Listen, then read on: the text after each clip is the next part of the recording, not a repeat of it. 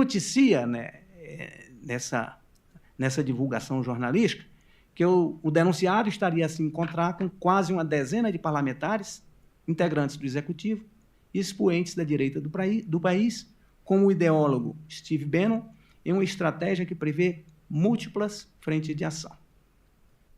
Na reportagem, quando questionado, o denunciado anunciou que, no caso do relator da ação penal 2668, acho que ele se enquadra para sofrer sanções do Escritório de Controle de Ativos Estrangeiros, como aconteceu com o pessoal do Tribunal Penal Internacional.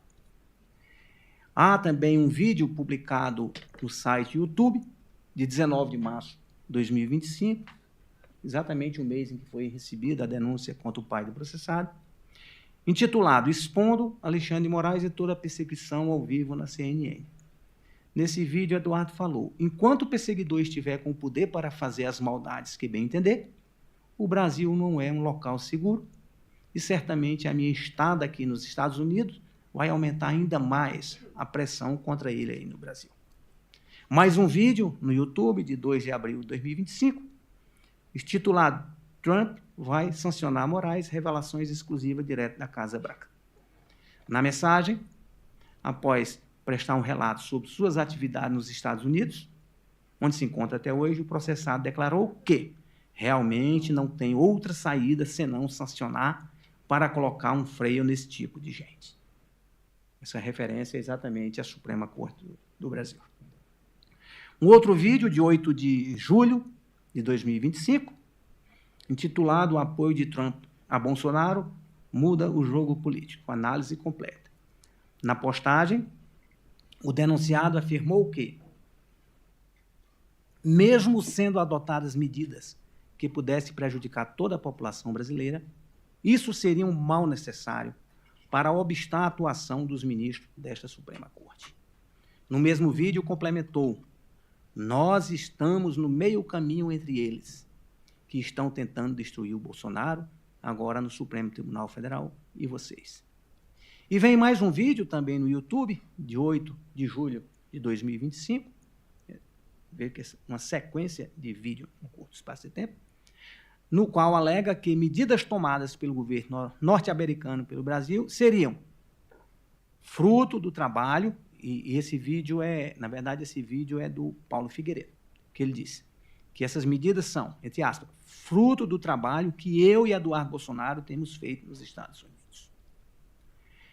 Há uma postagem publicada no dia 9 de julho de 25, na rede social X, em que se conclama os brasileiros a agradecer pelas tarifas impostas pelo presidente norte-americano com o seguinte conteúdo: povo brasileiro, vamos fazer o mundo ouvir a nossa voz. Coloque seu agradecimento ao presidente Donald Trump e vamos rumo à lei Magnitsky.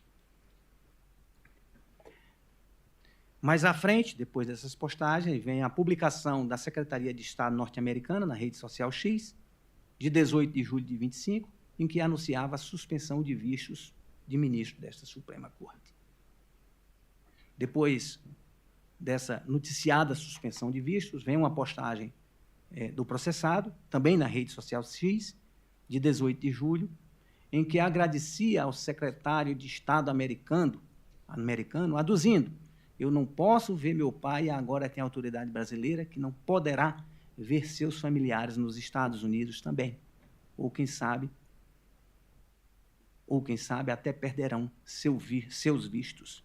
De garantido, só posso falar uma coisa: tem muito mais por vir. Em entrevista à CNN, o denunciado, essa entrevista à CNN também é 18 de julho de 2025, o denunciado conclama que a elite brasileira pressione o relator da AP, Ação Penal 2668, porque uma das possibilidades que pode chegar a vir é o desligamento do Brasil da rede global de comunicações entre instituições financeiras, que é essencial nas transações internacionais.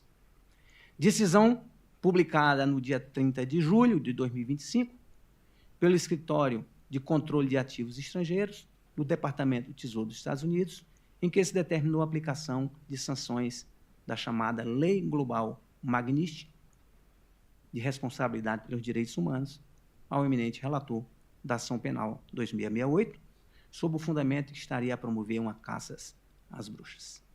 Entrevista dada pelo processado à BBC News, em 13 de agosto de 25, cujo título consta da entrevista. Eduardo Bolsonaro diz que brasileiros entendem que tarifaço de Trump é sacrifício a ser feito. Nossa liberdade vale mais que a economia.